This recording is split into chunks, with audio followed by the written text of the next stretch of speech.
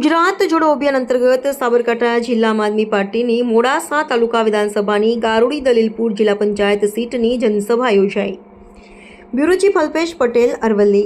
સંગઠન મંત્રી આમ આદમી પાર્ટી ગુજરાત ફરીથી એકવાર લગભગ 10:30 થવા આવ્યા છે। સર્વે પત્રકાર મિત્રોની ઇમરજન્સી બોલાવવાના હતા, તમારું સ્વાગત કરીએ છીએ। આપ સુવિધિત છો, ગુજરાત જાણે છે એ મુજબ 1 ઓગસ્ટથી આમ આદમી પાર્ટી જિલ્લા જેની કે જિલ્લા પંચાયત સીટ વાઇઝ હરેક જિલ્લા પંચાયત સીટ વાઇઝ એક જનસભાનું જેની કે ગુજરાત જોડો અભિયાન છેડ્યું છે અને એમાં એ ઉપક્રમે આજે મોડાસા તાલુકાના ગારુડી ગામ ખાતે સિદ્ધપુર દલીલપુર ચોકડી ઉપર આવેલા કેદારેશ્વર મહાદેવના મંદિર ખાતે આમ આદમી પાર્ટીની એક જનસભાનું આયોજન કરવામાં આવ્યું હતું।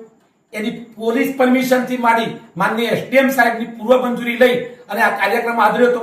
ક્યાંક ને ક્યાંક ભાજપના તાનાશાહોના ઈશારે મારી ઇવેન્ટ શરૂ થાય ત્યારે તરત જ અમારી લાઈટ કાપી નાખવામાં આવી।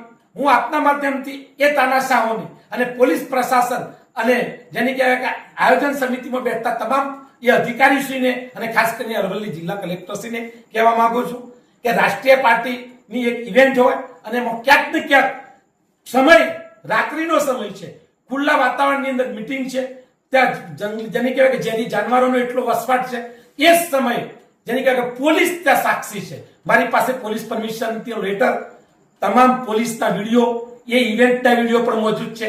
ક્યાંક ને ક્યાંક અમારી આ લાઈટ ભાજપના ઈશારે અને માનનીય જેની કહેવાય કે ઇલેક્ટ્રિસિટી બોર્ડના એન્જિનિયરની હાથો બનાવી અને ઈરાદાપૂર્વક અમારી લાઈટ જેની કહેવાય કે જે તે ઇવેન્ટની લાઈટ કાપી નાખવામાં આવી છે।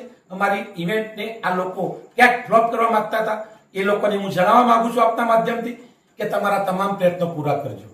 તમારા એક પણ પ્રયત્નથી અમે ડરવા વાળા નથી। તમે ભય, ભૂખ અને ભ્રષ્ટાચારની રાજનીતિ આજથી નહીં વર્ષોથી કરતા આવ્યા છો, પણ આમ આદમી પાર્ટીનો એક જે સૈનિક મંચ ઉપર જે બિરાજમાન છે, આજે 11:15 વાગે પણ સીધા જ અમે ઇવેન્ટ સ્તરથી અહીંયા આવ્યા છે કે અને વખોડી કાઢીએ છે।